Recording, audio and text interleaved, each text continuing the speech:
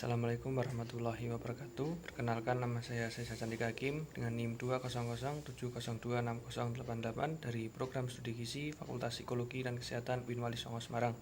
Hari ini saya akan melakukan praktikum antropometri. Saya akan mengambil dua responden, yaitu satu responden dewasa dan satu responden balita.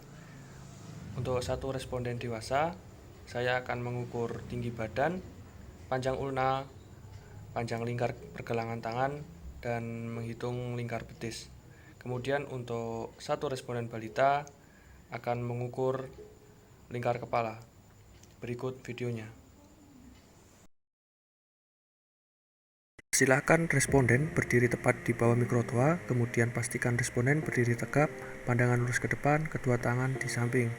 Kemudian pastikan punggung, pantat, betis, dan tumit menempel pada bidang vertikal atau tembok. Kemudian turunkan mikrotoa hingga menempel menyentuh rambut responden namun tidak terlalu menekan.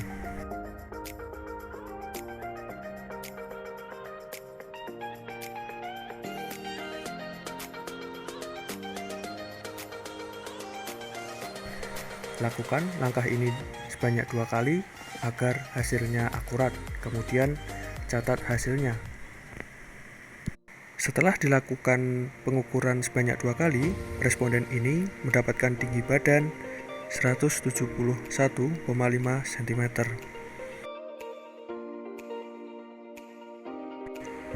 Prosedur mengukur panjang ulna dengan mengukur panjang tulang ulna dari ujung siku atau prosesus olecranon sampai pertengahan dari tulang yang menonjol di pergelangan tangan atau prosesus styloid. Panjang ulna dapat diukur menggunakan midline dengan berbagai posisi, bisa dengan posisi berdiri, duduk, maupun berbaring. Dalam hal ini, responden diminta duduk, kemudian dengan siku difleksikan dan tangan subjek memegang bahu yang berseberangan, kemudian ukur menggunakan midline.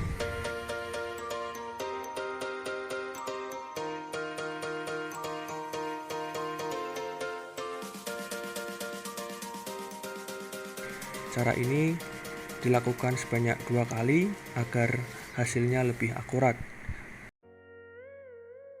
Setelah dilakukan 2 kali pengukuran, responden ini didapat panjang ulna sebesar 28,5 cm.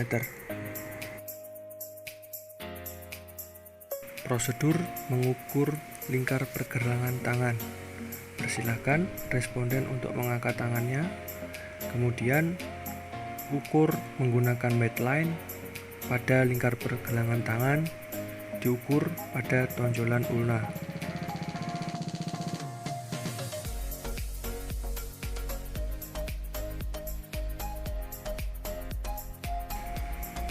Lakukan pengukuran sebanyak 2 kali agar hasilnya akurat.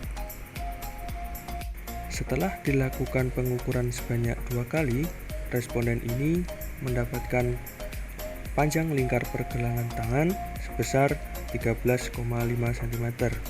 Kemudian catat hasil pengukurannya. Prosedur mengukur lingkar betis. Mintalah responden untuk duduk dengan kaki menggantung atau menempel rata dengan tanah. Kemudian minta responden untuk menggulung celananya agar mudah untuk mengukur lingkar betis. Kemudian lingkarkan pita di sekitar betis pada bagian terluas dan kemudian ukur. Lakukan pengukuran ini sebanyak 2 kali agar hasilnya akurat.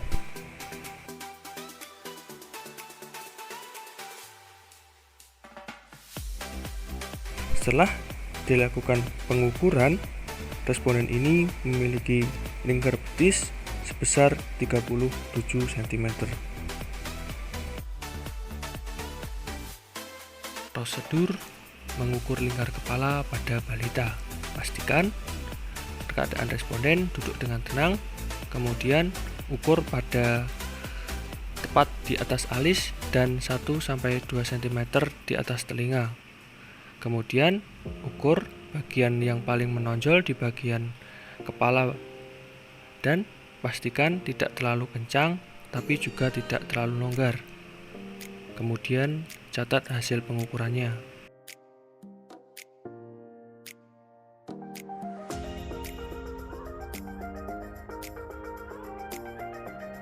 Lakukan cara ini sebanyak 2 kali agar hasil yang didapat akurat.